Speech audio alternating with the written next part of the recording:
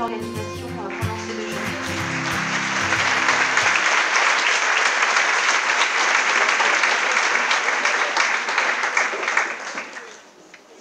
Je souhaiterais aussi les remercier de nous avoir proposé de venir communiquer. C'est notre première communication. Pour 2 raisons. Parce que d'abord, on est un réseau tout jeune sur le champ de l'orientation. On a juste 1 an. Et c'est important pour nous de pouvoir expliquer ce qu'on fait, mais surtout pourquoi on fait les choses. Donc nous sommes 30 aujourd'hui répartis sur toute la France. Et puis parce que l'orientation, c'est quelque chose de rarement évoqué dans le champ de l'éducation, et notamment quand on prend un peu des partis pris alternatifs. Et en même temps, l'éducation, qu'est-ce que c'est? On n'éduque pas pour le plaisir d'éduquer, on n'éduque pas pour éduquer, on n'éduque pas nos enfants pour nous. On les accompagne à prendre leurs ailes et à être autonomes et libres demain et faire ce qu'ils ont envie de faire, d'être épanouis, trouver du sens. C'est un peu le top là, de la pyramide de Maslow que nous a montré Karine tout à l'heure. C'est vraiment les accompagner à avoir du sens et faire ce qu'ils ont envie de faire et être libres. C'est peut-être ça le fruit de l'éducation. Donc l'orientation, forcément, joue un rôle important dans cette transition entre je suis enfant, je suis adolescent et je deviens adulte. Si un jour on devient adulte, ça, voilà. Je deviens adulte, mais en fait, je sais pourquoi je fais les choses. Donc depuis 2 jours, on a écouté des communications riches en termes d'expertise et très riches humainement. Alors intervenir après ça, voilà, ça met un peu de défi, un peu de pression, surtout comme ça à l'arrache. Donc moi je me sens un peu le besoin de me détendre et je vais vous proposer de m'accompagner à vous détendre si vous voulez bien. Et je vais vous proposer là de sortir un peu vers l'extérieur. Et pour ça, je vais vous demander, si vous voulez, ceux qui veulent m'accompagner sans vous perdre, ne vous endormez pas, de fermer les yeux.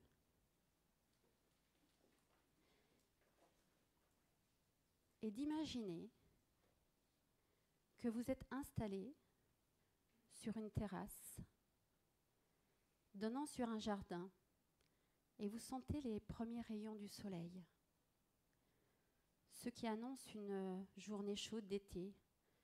Le ciel est bleu, limpide. Vous profitez de cette fraîcheur. La lumière est encore douce et colore la nature qui s'éveille de nuances de vert, de contrastes de couleurs, de jolies perspectives. Juste le bruit d'un vol d'abeilles tournant autour d'un fond de jus d'orange dans un verre que les enfants ont laissé. Elle se pose sur le bord du pot de confiture, peut-être sur quelques miettes de pain ou de croissant. C'est un petit déjeuner de matin d'été. Et pourtant, c'est pas un matin comme les autres. C'est le matin de la rentrée. Celui où les enfants ont suffisamment grandi pour partir au collège ou au lycée sans qu'ils aient envie que vous les accompagniez. Et pourtant, ce matin-là, vous l'avez préparé avec eux. D'abord parce que la veille, il a fallu laver la robe qui n'était pas prévue parce qu'il faut la mettre le jour de la rentrée. Ou que vous voyez votre fils partir avec les baskets complètement destroy et vous vous dites franchement, il aurait pu prendre celle qu'on a achetée. Et puis en même temps, vous êtes nostalgique. Nostalgique de tous les autres matins de rentrée.